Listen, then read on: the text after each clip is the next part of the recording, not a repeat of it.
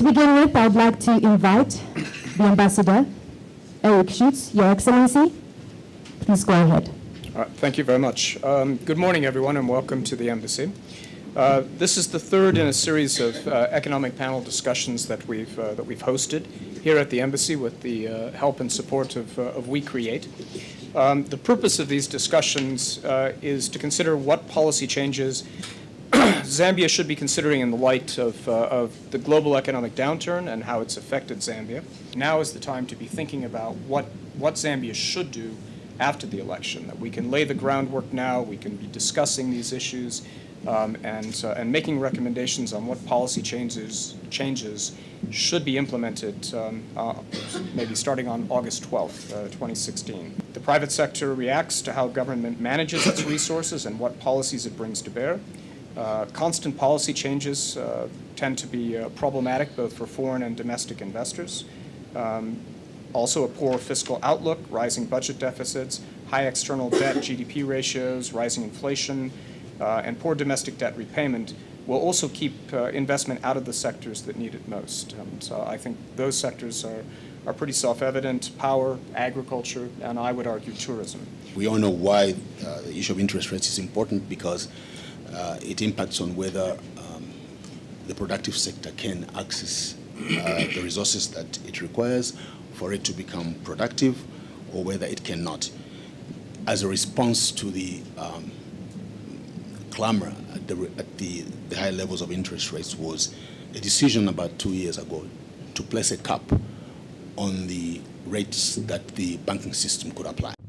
Now, the idea was that would help to contain interest rates.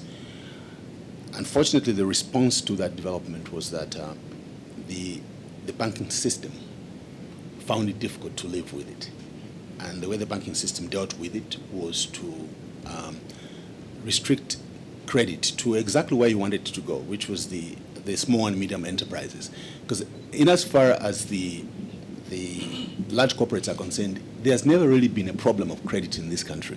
The large corporates access credit not only at competitive rates, but sometimes the access credit at even lower than the policy rate. Now, what that tells you is that the banking system makes an assessment as to the level of risk that they want to expose themselves to, and based on that risk, they'll then price their credit.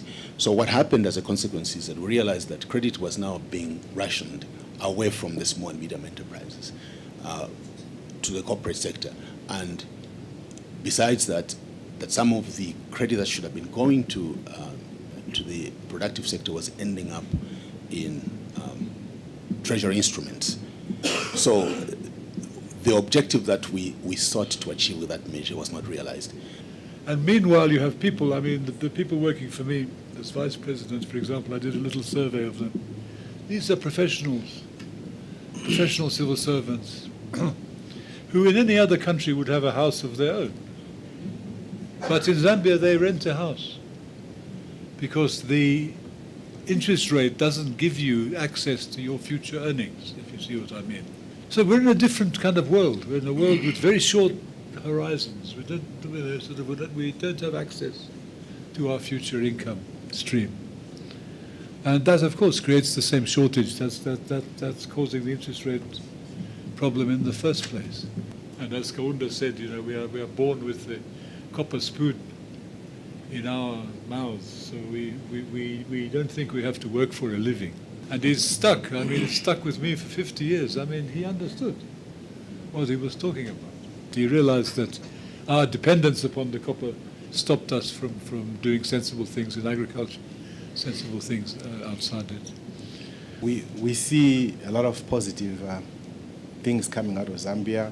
I think recently Forbes magazine rated Zambia the 7th best investment place in Africa.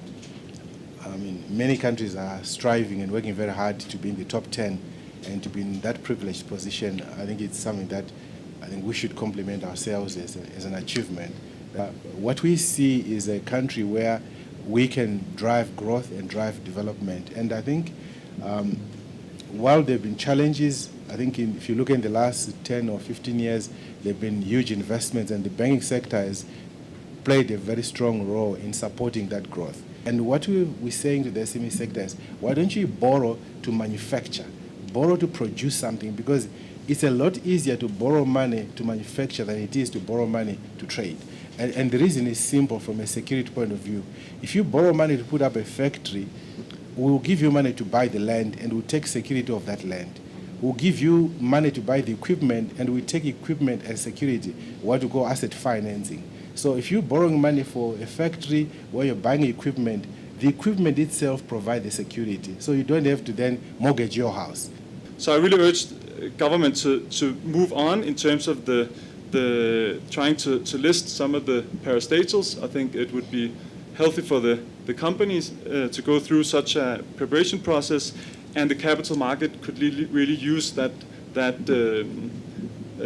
critical mass, which will help to attract international investors. Still, one last challenge, which is causing some reluctancy to actually set up export kind of production, which is obviously the power situation.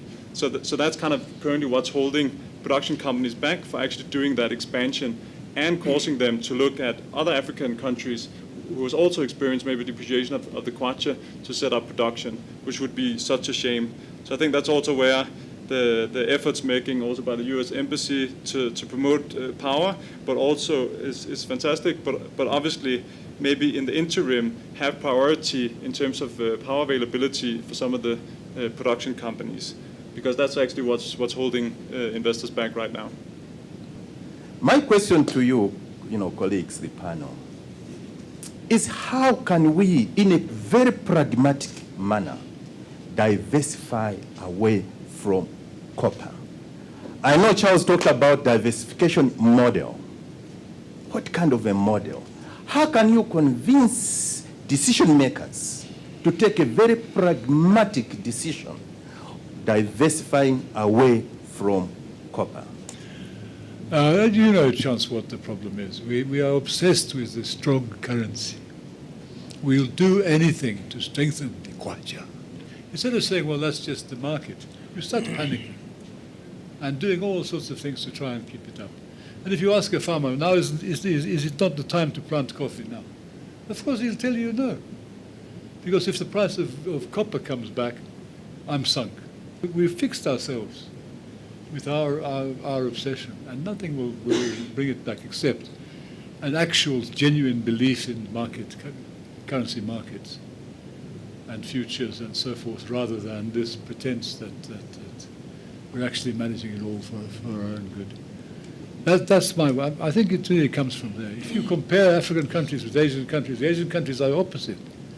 When this latest recession hit, China started depreciating her currency, trying to weaken it deliberately every day, lowering interest rates, so on and so forth, trying to stop being undercut by the rest of the world. And here we sat down, no, let's strengthen it, so we can't sell anything. We have this problem. How many times we have to say it before we retire or we get it right? I do actually think that that Zambia has great potential and that there is something kind of fundamentally wrong with the way it approaches its economy. I tend to think that it's the fact that the government is too involved in the economy. The answer in Zambia is not more government intervention and the government coming up with an export product that Zambia can create that's going to be subsidized by Zambian taxpayers. I think the answer here is actually the government needs to step back and it needs to assume less of a directive role in the economy, and it needs to let the private sector drive growth. There's sort of two fundamental facts you need to know about economics. Everything that goes up eventually goes down, and everything that goes down eventually goes up. So sooner or later, copper prices are going to recover. Sooner or later, the Zambian economy will then recover as a consequence of that. And if you haven't taken advantage of this opportunity, then 20 years from now, you're going to be talking about another missed opportunity to diversify this economy away from copper.